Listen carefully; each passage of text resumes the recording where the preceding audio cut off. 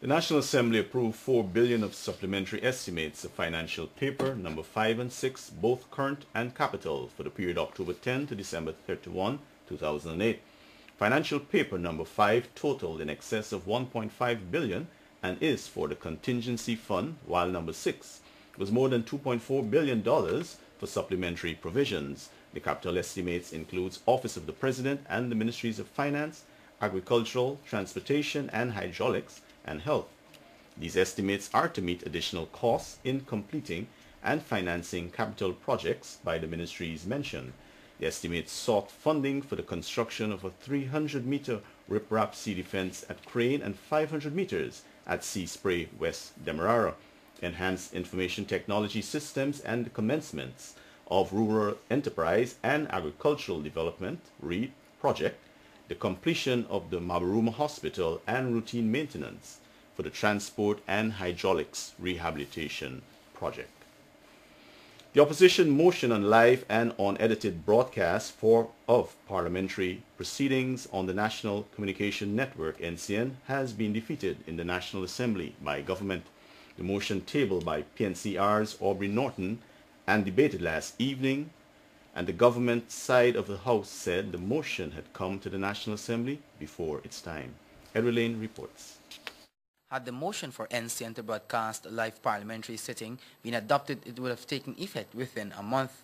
Norton argued that such a motion was necessary since the decision made in Parliament affected the lives of all citizens and consequently they should be given the opportunity to see it unedited.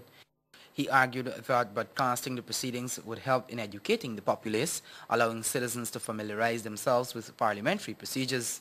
And so, Mr. Speaker, I believe the case is well made for Parliament to be broadcast live and unedited. It is therefore our duty as serious parliamentarians to support this motion without reservations and in the best interest of our people. I therefore, Mr. Speaker, recommend that this Honourable Assembly offers its full and unconditional support to this motion.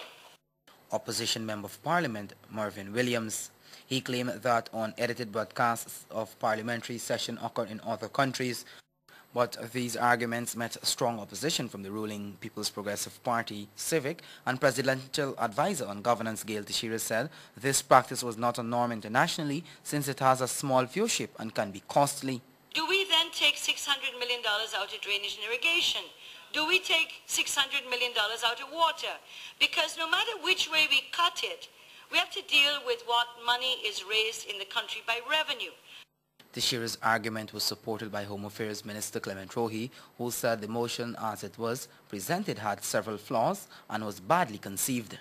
Obviously, not much thought was given to drafting this motion. Not much thought was given into the formulating of this motion. He said it was a political gimmick of the opposition with the aim of embarrassing the government by suggesting to the populace that the government is concealing happenings in Parliament.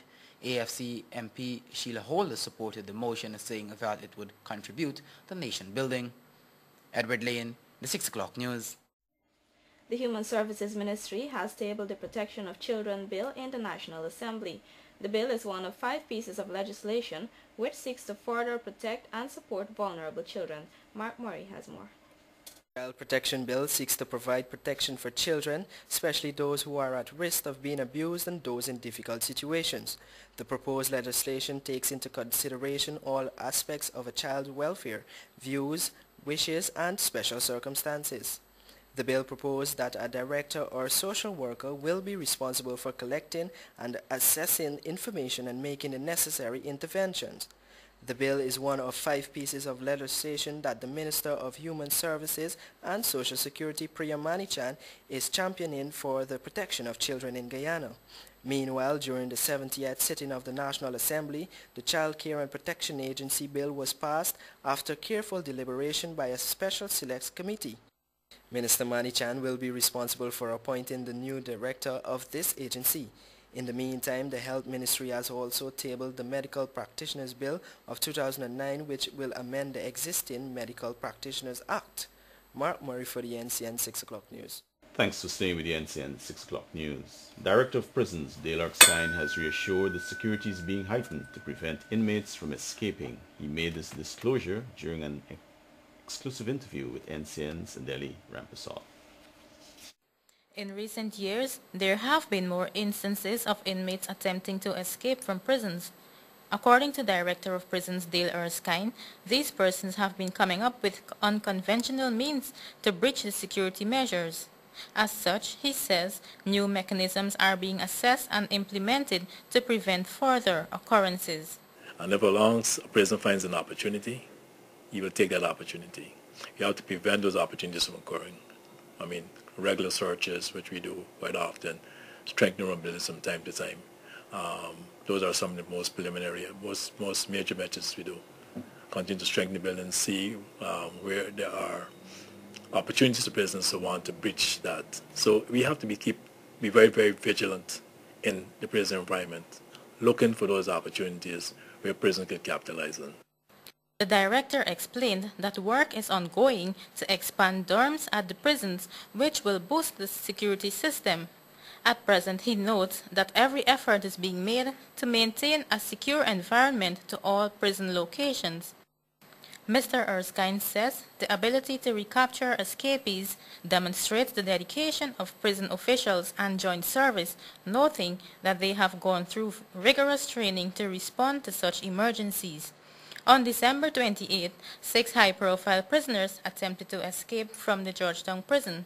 However, 5 of them were recaptured in the compound, while the other one was subsequently caught at Mandel Avenue. They have since passed through the court and have been further remanded. Adeli Rampersad reporting for the NCN 6 o'clock news. The East Demerara Water Conservancy Board has decided to close all conservancy outlets to the Mahaica and Maikoni creeks. This comes as water levels in the conservancy and creeks continue to decrease. The outlets were open to help drain water after the conservancy reached a critical level earlier in the month. Agriculture Minister Robert Prasad and the technical team are expected to meet with Mahaica Creek residents to discuss further assistance. Government has signed a $2 billion contract with Japan to implement Phase 2 of the Coriveton Potable Water Supply Project. Pipelines and foundations for reservoirs will also be rehabilitated as part of that project. Details in this report. $2 billion to implement the second phase of a strategic project to improve the water sector in Berbice. The sum will be used to construct a water treatment plant in Coriveton and rehabilitate pipelines and foundation for reservoirs. Minister of Housing and Water Irfan Ali estimates that some 18,000 persons will benefit from this drive. This phase 2 of this project takes into consideration global issues of environment and of power conservation, and these are critical issues for us in the water sector. Meanwhile, Japanese Ambassador to Guyana Kiyoshi Takeuchi, who signed on behalf of the Japanese government, noted his country's commitment to aid Guyana's development. This has been envisioned by the government of Guyana in its long-term country plan, and the government of Japan is honored to share this opportunity with the government of Guyana in its country development efforts. Today's ceremony is reflective of the continuous growth in the friendly and cooperative relations shared by our two countries. Phase 1 of the Coriveton Potable Water Supply Project was completed in March 2008 and covered number 51 village to number 73 village quarantine. The second phase will cover from number 74 village quarantine to Molson Creek and is expected to be completed by March 2010. Reporting for the 6 o'clock news, I'm Shardalal.